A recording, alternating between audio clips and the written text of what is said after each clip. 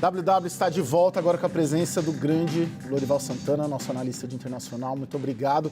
Por quê? Porque nós vamos falar agora da política externa nesses 100 dias de governo Lula 3. No campo internacional, o governo completa esse período reafirmando que o Brasil voltou a ter protagonismo no mundo, mas Lula sofre críticas em algumas abordagens. Logo no primeiro dia de governo, Lula reativou o Fundo Amazônia, que recebia doações internacionais e que foi paralisado na gestão Bolsonaro.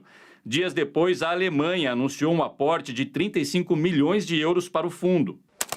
Quanto à guerra na Europa, sinais ambíguos. Na declaração mais recente, Lula disse que, abre aspas, Zelensky não pode querer tudo, fecha aspas, sobre a disputa da Rússia e Ucrânia pela Crimeia, que, segundo o presidente, poderia ser discutida.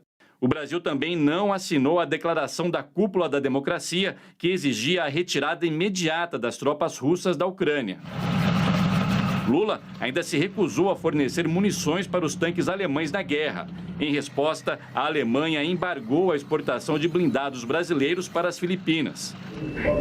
A agenda de viagem se concentrou nos vizinhos e nos maiores parceiros comerciais. Primeiro a Argentina, com uma passagem também pelo Uruguai. Em um dos pontos mais polêmicos, defendeu a retomada de financiamentos do BNDES para obras no exterior. Lula também viajou para os Estados Unidos, onde se encontrou com o presidente Joe Biden. Falaram sobre mudanças climáticas e a defesa da democracia. Doente, Lula não foi à China, principal destino das exportações brasileiras. Mesmo assim, uma comitiva do governo com empresários manteve a agenda e assinou 20 acordos de cooperação em Pequim.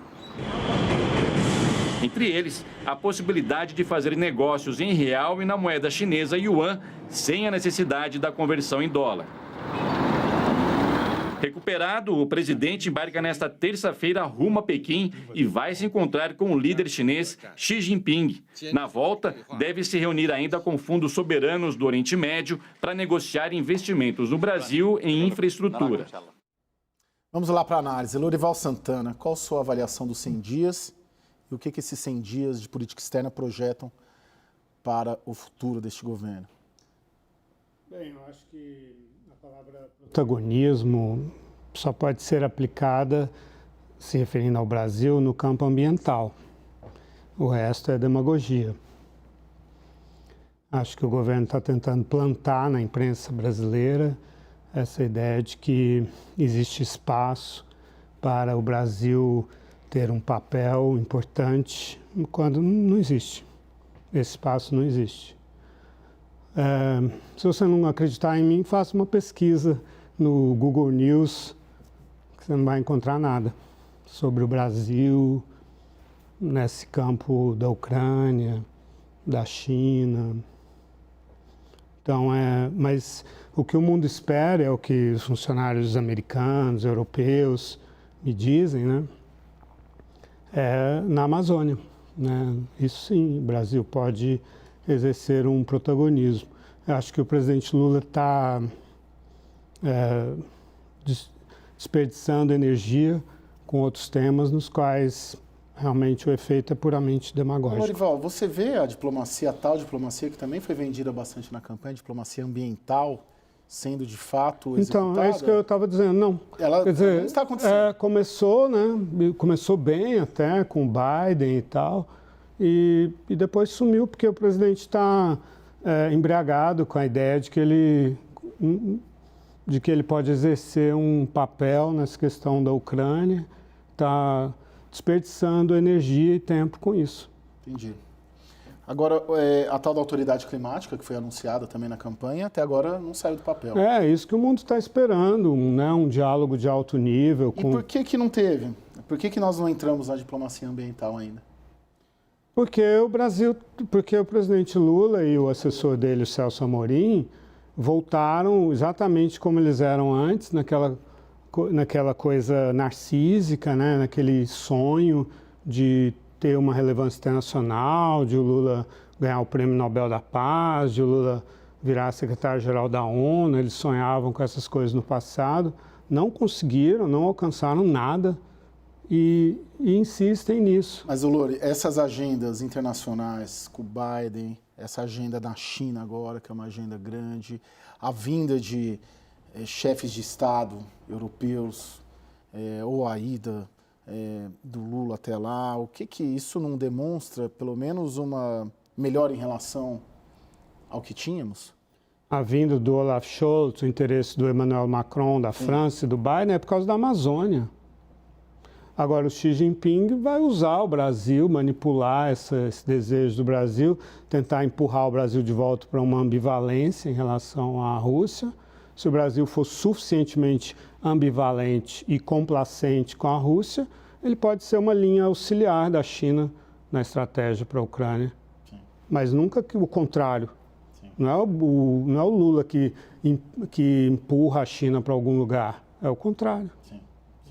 Dando um pitaco, com perdão da infâmia, do alto trocadilho, acho que tem uma questão também importante nessa questão, na parte ambiental, do que eu discuti, ouvi com algumas pessoas.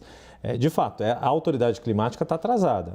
A ministra Marina Silva conseguiu o desenho que ela queria, que ficasse abaixo dela, tem nome praticamente pactuado, que é Tasso Azevedo, mas ainda não está colocado. São parentes. Como... Na verdade, tirar a Isabela Teixeira de campo. Ah, sim. Não, então, também. E aí ela foi...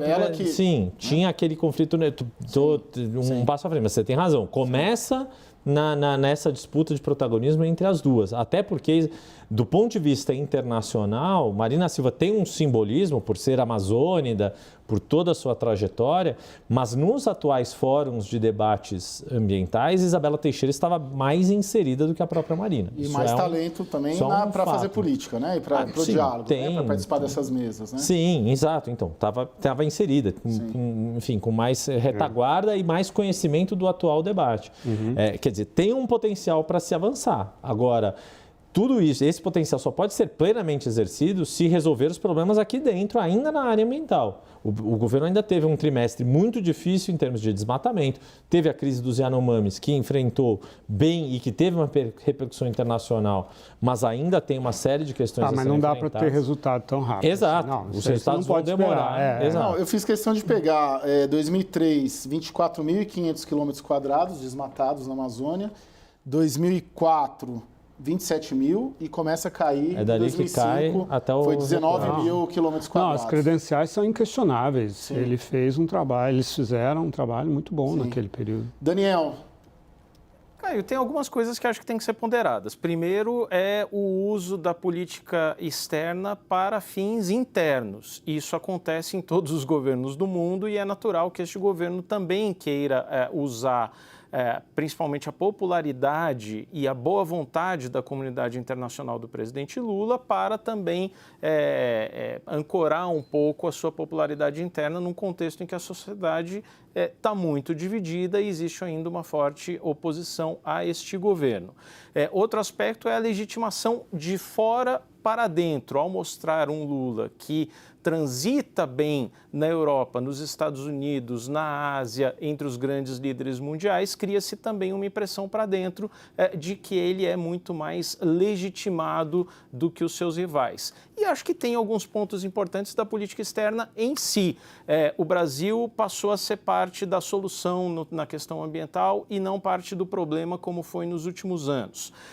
Passou a ter uma interlocução, sim, se não privilegiado, um acesso facilitado a várias lideranças mundiais. E um outro ponto que acho que não pode ser deixado de lado, que é uma tentativa de influência e estabilidade até a liderança da América do Sul. O Brasil é um país grande, é um país emergente importante, mas é só um país.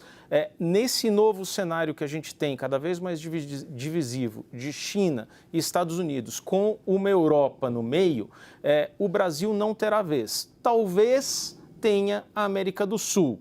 Para isso é preciso você resgatar um mínimo de coerência e de união entre esses países. Leomar, a gente está finalizando e eu queria te ouvir sobre essa política externa, pedir um poder de síntese aí que eu sei que você tem, porque eu sou seu leitor, seus artigos.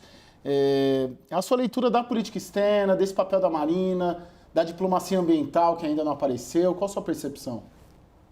Caio, me parece que o tema de política externa, assim como outros temas desse governo, tem duas fases, né? Uma fase que é a expectativa eleitoral e que o governo ganhou jogando parado, e nisso vieram apoios, inclusive o apoio da Marina Silva, tendo em vista a conjuntura, e uma fase real, que é de execução governativa nessa primeira fase, nesse primeiro momento.